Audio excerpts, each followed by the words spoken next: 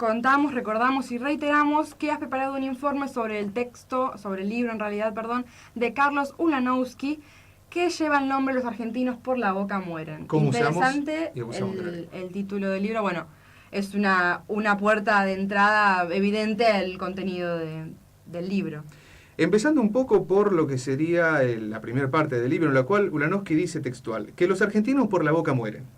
También dice, morimos por hablar, siempre tenemos algo para decir, no nos callamos ni cuando nos toca, se habla mucho, se discute mal y pronto y se reflexiona una vez cada muerte de obispo. Las cosas vienen cada vez menos nombradas por su nombre. Desde hace tiempo en nuestro país el hablar reemplaza al hacer. Hay un crecimiento desmesurado del recurso de la palabra como sustituto de la acción verdadera.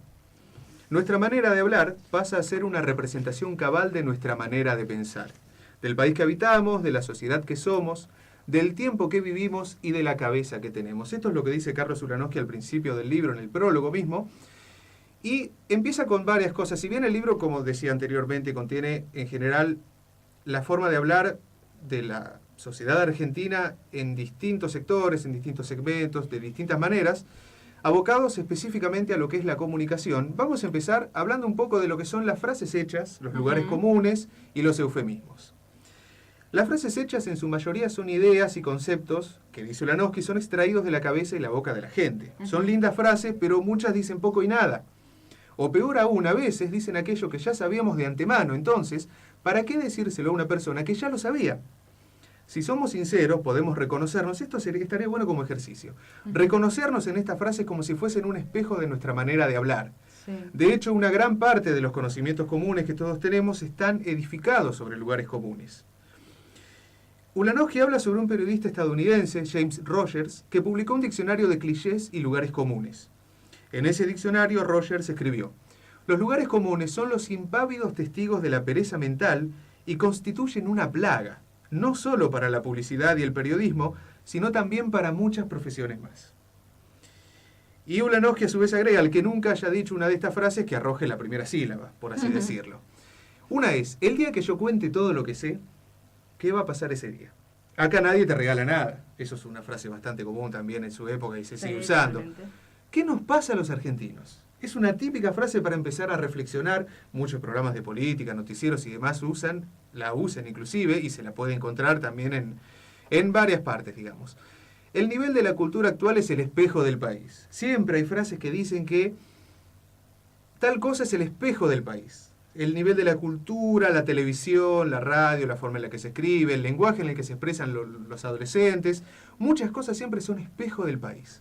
Esto no va más. Esa es una frase muy categórica que usa mucha gente también, sobre cómo cortar de una con algo que no le gusta, una frase típica: esto no va más.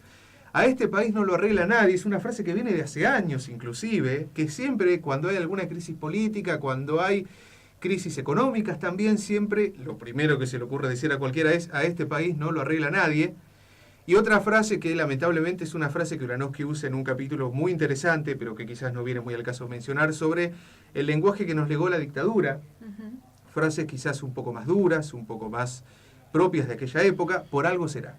Una frase muy utilizada también, muy típica de lo que serían estas frases hechas de los argentinos.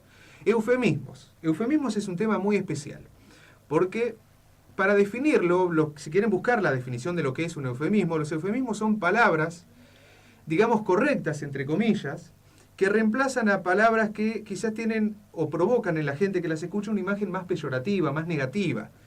Los eufemismos son palabras que vendrían a reemplazar a esas palabras peyorativas, palabras correctas y agradables al oído, quizás.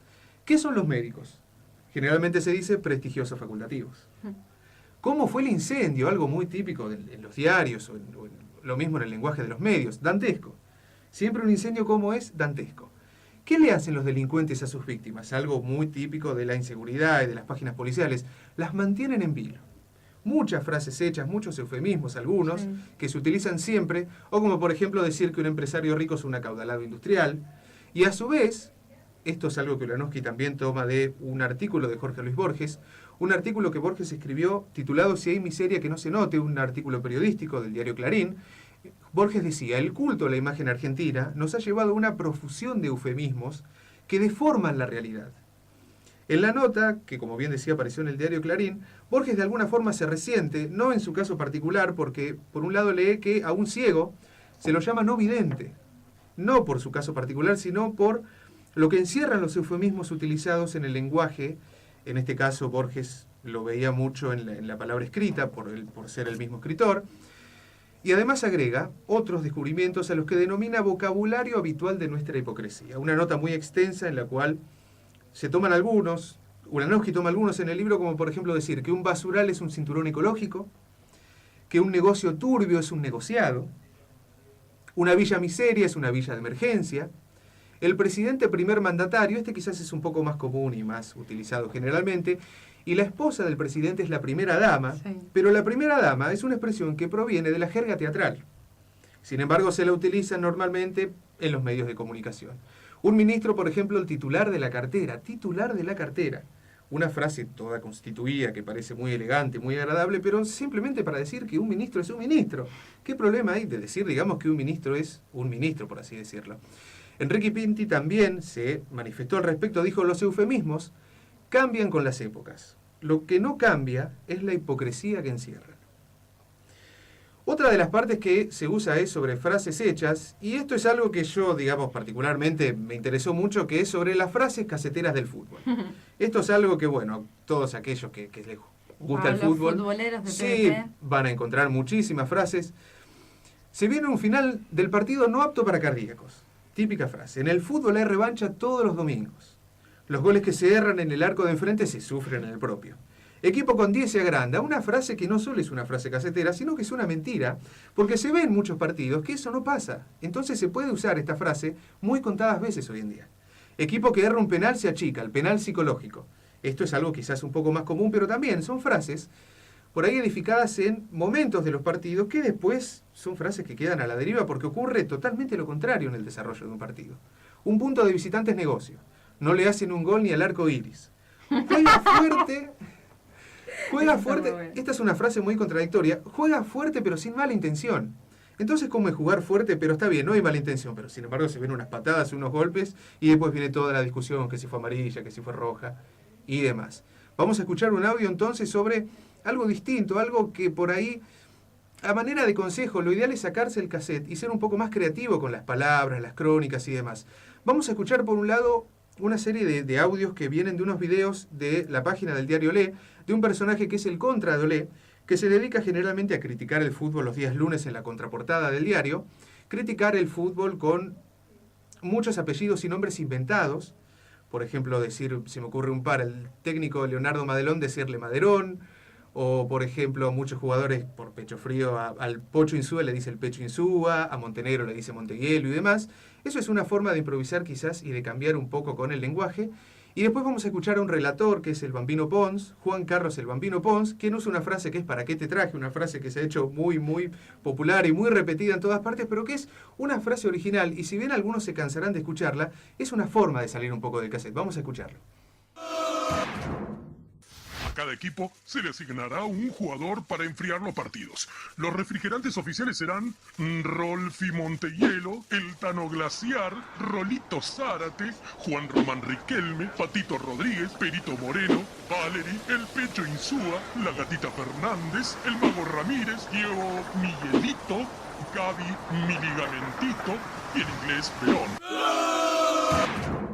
Desde acá le mandamos las más sinceras felicitaciones al técnico del campeón. Ah, claro, Juan Román Riquelme. Porque no van a creer que el equipo lo armó Julito Falsoni, ¿no? Boca Racing, el supuesto partido del campeonato, mostró toda la belleza de lo que puede ser capaz el puntero, hecho a imagen y semejanza de su técnico, el empeorador Falcioni. ¡Qué bonito!, ¿no? Pasemos a los comentarios de un profundo analista como el Chorro Simeone, un DT que solo les transmite serenidad, a sus equipos.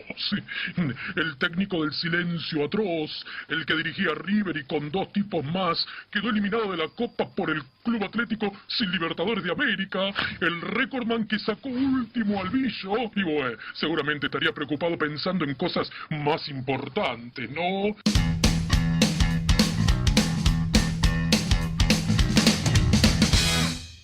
Bogosian, centro, se lo tragó, pegó en el palo de afuera. ¿Quién fue? ¿Romero? Sí. ¿Para qué te traje, Romerito? Se lo tragó Romero. Increíble lo que se perdió Nacional. Le va a pegar Bernal, calle por Medina. En la primera de aire ni la tocó, creo que ni la rozó y penal. Le va a pegar Bernal. Llega Bernal, se acomoda Bernal. Tapó el arquero Aguilar al córner, no te puedo creer. ¿Para qué te traje? ¿Por qué se patea tan despacito? Pero qué barbaridad le da chancha al arquero. No es mía la frase, de un entrenador que ya falleció, un entrenador argentino llamado Ricardo Trigini, que tuvo a Maradona alguna vez en Argentinos Juniors allá por la década del 70, que le dijo a un jugador cuando erraba muchos goles: ay, ¿para qué te traje? Me van a rajar a la miércoles, ¿para qué te traje? Y después dice: me molesta el sol, respondió el hombre. Y sí, que querés que lo borre con una goma, tinta lápiz, ¿para qué te traje? Entonces quedó como, es siempre cuando uno se resbala, entra a la forma, pum, se resbala, ¿para qué te traje? Como diciendo, qué macana. La verdad que grafica bien la situación. Y bueno.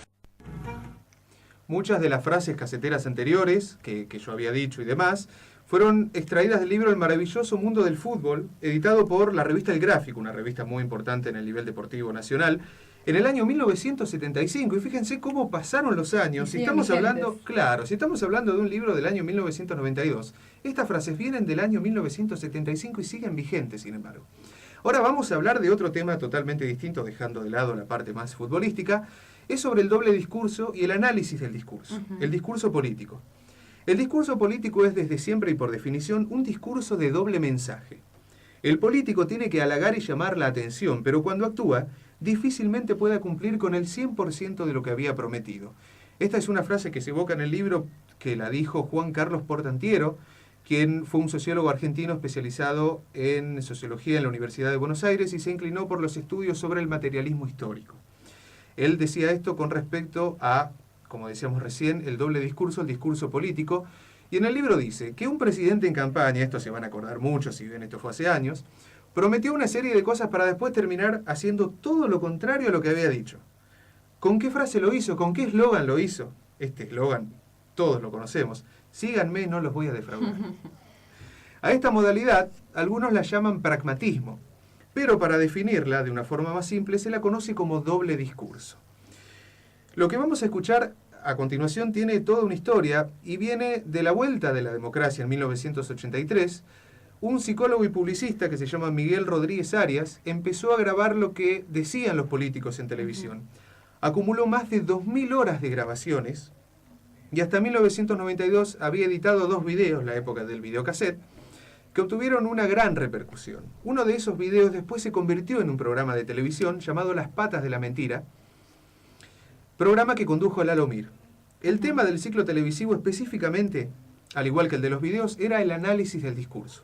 Algo muy importante y algo que fue toda una novedad en aquel entonces para los medios de comunicación, para la televisión en sí, que después fue la idea principal que utilizaron otros programas que se dedicaron específicamente a hablar de la televisión. Igual ese ya es otro tema ahí, vinculado específicamente a lo que decía Rodríguez Arias, que en una época declaró que el doble y hasta el triple discurso provocaron un profundo descreimiento en la palabra. Esa degradación del discurso llevó a que se degraden las relaciones sociales y finalmente esto desembocó en el vale todo y en una falta de compromiso con lo que decimos o hacemos. Esto, si bien él lo decía desde el punto de vista del discurso político, lo trasladó después a lo que sería el discurso en televisión y a muchos ámbitos más de la comunicación. Vamos a escuchar a continuación un audio del programa Las Patas de la Mentira, conducido por Lalo Mir. Vamos a escuchar un discurso de Videla en 1980, quien convocaba a una democracia pluralista después de una dictadura, algo que fue un fenómeno que se encargó de analizar este programa Las Patas de la Mentira. Buenos días, buenas tardes, buenas noches. El discurso era algo serio. A través de él fue cambiando el mundo. Desde los griegos hasta el presente, la persuasión a través de la palabra fue una herramienta fundamental en la vida de los hombres. Hay discursos célebres, algunos siguen siendo buenos discursos hoy después de cientos de años. Sin embargo, hoy nos damos cuenta de que el discurso ha perdido valor. En Argentina, ¿cuándo se empezó a devaluar el discurso? Algunos memoriosos dicen que fue en la época de la colonia, van demasiado lejos. Otros se remontan al año 30, con el primer golpe de Estado. ¿Por qué será que los políticos dicen lo que dicen si ellos dicen que no les interesa el escándalo? Lo que sí es seguro, es que la mayor devaluación del discurso se produjo durante el proceso de reorganización nacional que gobernó la Argentina desde 1976 hasta 1983. El presidente era Videla. Perdonen, loco, ¿no? Perdonen. Aunque sea un trago amargo, vale la pena recordarlo. Y en un nuevo acto de servicio patriótico se convoca al país para una tarea superior que no admite deserciones y que significa la creación de una vigorosa y renovada democracia pluralista. Quiera Dios nuestro Señor que así sea. Un claro ejemplo de lo que fue una contradicción total en el mundo de la política, un presidente de facto convocando a una democracia pluralista, algo que era un ejemplo muy explícito, muy claro de lo que se encargaba de analizar este programa. Vamos a cerrar con un consejo que da Carlos Ulanowski para ir cerrando esta primera parte, simplemente jugar con las palabras, propone él. Jugar con las palabras en la palabra escrita, en la comunicación televisiva, radiofónica, simplemente jugar con las palabras o también sin ellas, que es lo que hace Lelutier. Y vamos a escuchar para cerrar un fragmento de una canción del primer disco de Lelutier llamada El bolero de Mastro Piero. Por las praderas